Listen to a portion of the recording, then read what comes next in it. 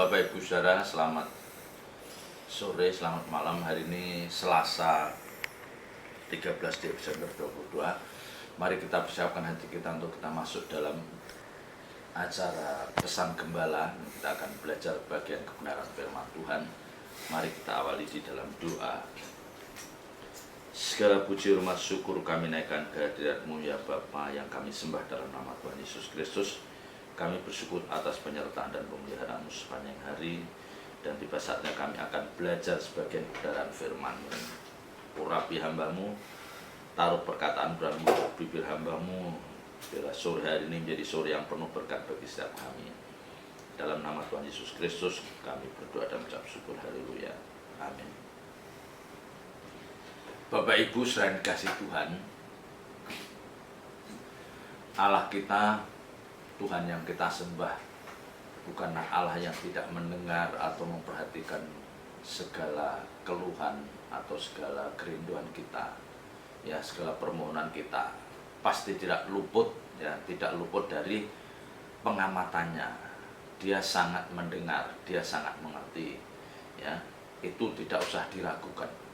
Tuhan tahu apa yang kita perlukan, Tuhan tahu apa yang kita butuhkan, Tuhan tahu ya jalan terbaik untuk penyelesaian masalah hidup kita. Ya, yang menjadi masalah adalah, ya, yang menjadi persoalan adalah apakah Tuhan mau campur tangan, apakah Tuhan mau ambil bagian dalam menyelesaikan persoalan hidup ini atau tidak. Apakah Tuhan mau menjawab doa kita atau tidak. Itu yang menjadi persoalan kita. Kalau masalah tahu, oh Tuhan pasti tahu, ya segala keluh kesah kita, segala beban penderitaan kita, Tuhan sangat tahu. Ya, bahkan Alkitab katakan, sebelum lidahku ini mengucapkan kata, dia tahu isi hati kita. Nah, yang tadi yang saya katakan, yang jadi persoalan adalah mengapa Tuhan tidak menjawab, mengapa Tuhan tidak campur tangan untuk menyelesaikan masalah hidup kita. Nah, itu yang paling penting. Ya, itu yang paling penting.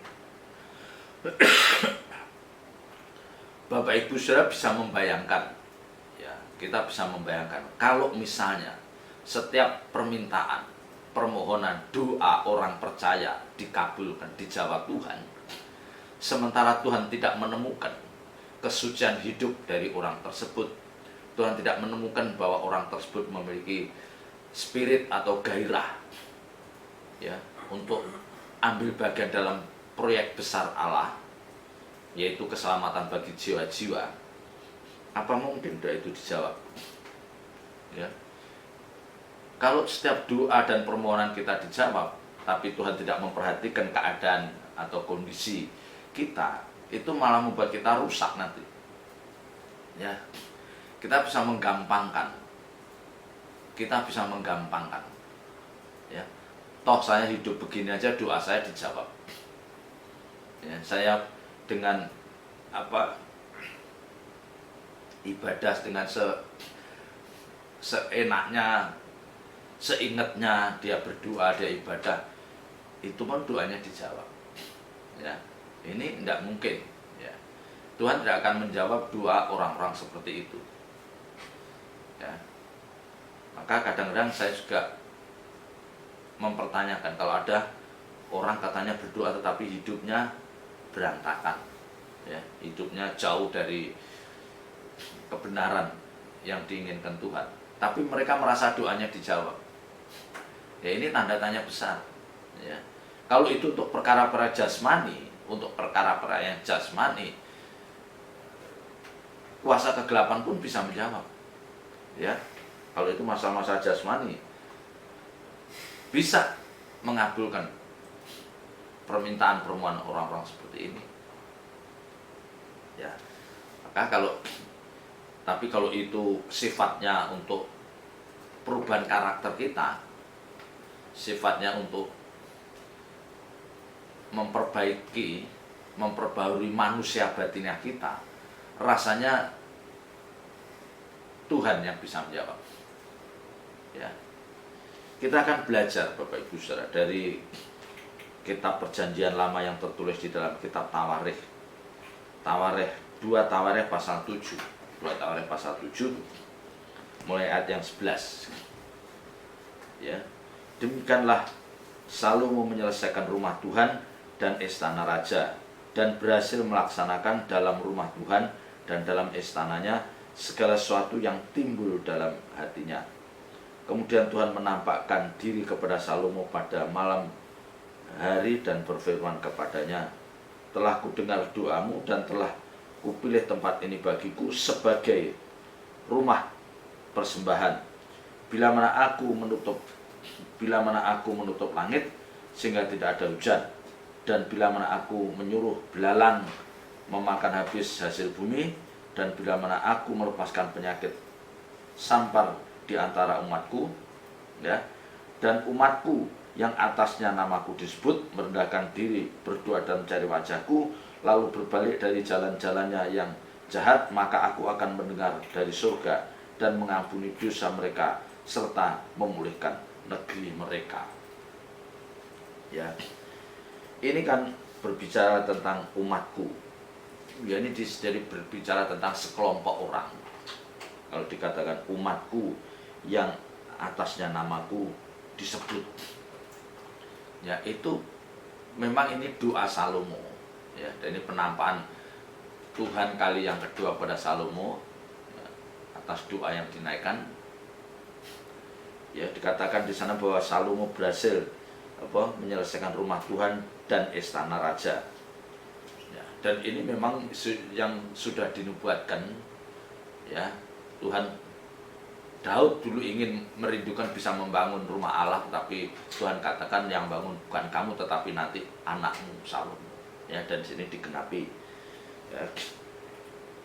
Nah, tentu bukan tanpa alasan kalau Tuhan menjawab doa Salomo, doa orang-orang percaya. Itu pasti ada sesuatu yang menggerakkan hati Tuhan untuk menjawab doa itu. Tetapi sekalipun ya, doa itu dijawab oleh Tuhan, bukan berarti kita bisa seenaknya. Ya. Kita bisa semau kita. Tetap Tuhan akan perhatikan, Tuhan akan awasi peragaan hidup kita. Apa saja yang kita kerjakan sepanjang hidup kita, apakah itu melukai hati Tuhan atau tidak. Ya. Karena doa itu dijawab karena satu permohonan, tapi di balik jawaban itu pasti Tuhan akan mengikuti, ya, memperhatikan hidup orang-orang yang berdoa ini.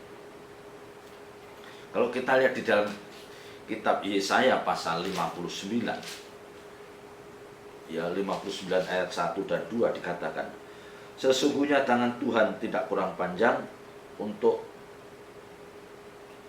menyelamatkan, dan pendengarannya tidak kurang tajam untuk mendengar. Tetapi yang merupakan pemisah antara kamu dan Allahmu ialah segala kejahatanmu, dan yang membuat dia menyembunyikan diri terhadap kamu sehingga ia tidak mendengar ialah segala dosamu. Ya. Jadi berangkat dari ayat ini kita tahu bahwa doa itu hanya Tuhan kita dengan Allah itu hanya sejauh doa. Ada yang mengatakan seperti itu. Artinya ketika kita berdoa, ya, ketika kita berdoa dalam keadaan kita hidup kita yang berkenan, maka doa itu pasti akan didengar. Ya, didengar oleh Tuhan. Nah, masalah dijawab atau tidak itu tunggu waktu Tuhan. Tuhan tidak mungkin menjawab doa kita terlalu cepat, ya, apalagi terlalu lambat. Karena Alkitab katakan Tuhan memberikan pertolongan tepat pada waktunya. Kalau tepat pada waktunya artinya apa? Tidak terlalu cepat dan tidak terlalu lambat. Nah, ini Salomo ini didengar. Nah, dan Tuhan mengatakan bahwa itu tempat yang dipilih Tuhan sebagai rumah persembahan. Tetapi di ayat 13, di ayat 13 Salomo Tuhan mengatakan, bila mana aku menutup langit sehingga tidak ada hujan, ya, dikatakan bila mana aku menutup langit sehingga tidak ada hujan, dan bila mana aku menyuruh belalang memakan hasil bumi, dan bila mana aku melepaskan penyakit sampar di antara umatku. Jadi ada kalanya Tuhan seperti memberikan peringatan. Aku akan menutup langit, tidak menurunkan hujan, akan menyuruh belalang atau melepaskan penyakit sampar kepada umatnya. Ya. Tetapi, nah ini seperti peringatan. Ya, Tuhan mau menghukum mereka dengan tidak menurunkan hujan, dengan mengirim belalang atau penyakit sampar ayam. Tetapi kalau umat itu berbalik dari jalan-jalannya, maka Tuhan akan memulihkan. Nah, di sini Bapak Ibu Saudara, ini yang selalu saya katakan bahwa kebenaran itu kondisional, itu bersyarat. Ya, itu bersyarat. Tuhan akan menjawab doa kita, Tuhan akan menjawab permohonan kita kalau kita sendiri sudah menyelesaikan persoalan kita di hadapan Tuhan. Ya, sejatinya kita ini kan punya persoalan di hadapan Tuhan. Cuman kita tidak menyadari. Kita tidak sadar, seolah-olah kita dengan Tuhan itu tidak ada masalah. Ya. Padahal sejatinya kalau kita mau merenungkan, kita itu ada masalah. Ya. Contohnya apa? Coba kita introspeksi dengan kehidupan kita. Apakah kita menggelar hidup hari-hari kita itu dengan menghormati hadirat Tuhan? Ya. Jadi kita bisa menggelar hidup seenaknya. Ya, kita bisa memperlakukan orang lain seenaknya. Itu selalu diperhatikan Tuhan. Nah, itu yang kita seringkali menganggap bahwa itu bukan persoalan kita. Ya, kita menghabiskan waktu kita untuk sesuatu yang sangat tidak dikehendaki Tuhan, untuk hura-hura, menyenangkan hati kita, ya, menuruti hobi-hobi kita. Itu kan sebenarnya persoalan bagi Tuhan. Ya, cuman kita aja merasa bahwa itu bukan persoalan. Itu tetap dipersoalkan. Ya, jadi kalau orang-orang seperti ini yang tidak menghormati Tuhan, ya, yang dia mengabaikan perintahnya, Tuhan tidak perlu menjawab. Ya, maka di sini dikatakan, dan umatku yang atasnya namaku disebut. Ini artinya kan umat itu menghormati, dia menganggap bahwa Tuhan itu berharga bagi hidup mereka. Ya, karena dikatakan dan umatku yang atasnya namaku disebut. Bukan, tidak ada nama lain tetapi nama Tuhan Elohim Yahweh itu yang disebut. Ya, merendahkan diri. Merendahkan diri artinya apa? Dia mengaku segala kesalahannya, dia mengaku segala dosa-dosanya. Ya, dia mengaku segala keterbatasannya. Ya, merendahkan diri, berdoa dan mencari wajahku. Berdoa dan mencari wajahku. Bagaimana umat ini, orang-orang ini berusaha untuk bagaimana dia bisa menemukan wajah Tuhan. Artinya apa? Bagaimana dia bisa berinteraksi. Ya, Tuhan tahu, orang-orang ini mencari wajahku. Ya. Ya. Dan ketika mereka, umat ini, orang-orang yang berdoa itu sudah menemukan wajah Tuhan, dan mereka berbalik dari jalan-jalannya yang jahat, maka aku akan mendengar dari surga dan mengampuni dosa mereka serta memulihkan negeri mereka. Ya. Jadi pemulihan hidup orang percaya, pemulihan hidup suatu bangsa, itu akan terjadi kalau mereka, masing-masing kita, umat itu ada pertobatan. Ingat, ya. Jadi pemulihan dalam hidup kita, Tuhan memperbarui hidup kita, Tuhan selalu membawa kita untuk masuk dalam hadirat-Nya, dipulihkan. Itu akan terjadi kalau terjadi pertobatan. Artinya apa? Kita tahu di mana kita berbuat salah, kita tahu kapan kita berbuat salah. Ya. Dan kita menyadari hal itu, kita berbalik dari jalan-jalan lama kita bertobat. Nah, ini harus satu paket. Ya. Pemulihan hanya terjadi kalau terjadi pertobatan. Pertobatan terjadi kalau dia mau rendah hati, dia mau mengakui kesalahan. Ya, dia kan tadi katakan, dan umatku yang atasnya namaku disebut. Jadi yang pertama dia harus mengakui bahwa ada sosok, ada pribadi yang akan menjawab doa, yaitu apa? Nama Allah Elohim Yahweh. Ya, kita berdoa dalam nama Tuhan Yesus Kristus. Ya, yang atasnya namaku disebut. Jadi kita mengakui, kita meyakini bahwa dialah sosok yang akan menjawab doa kita. Ya, dan habis itu apa? Merendahkan diri.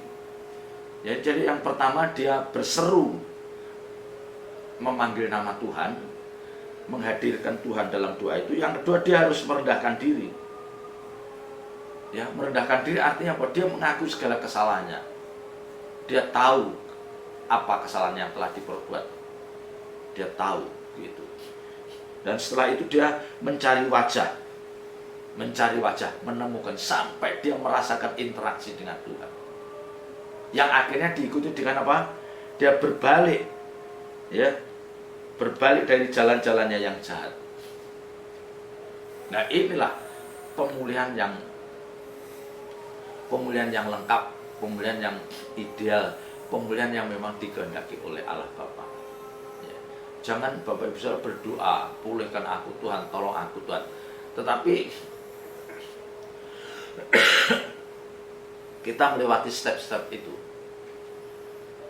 Ya.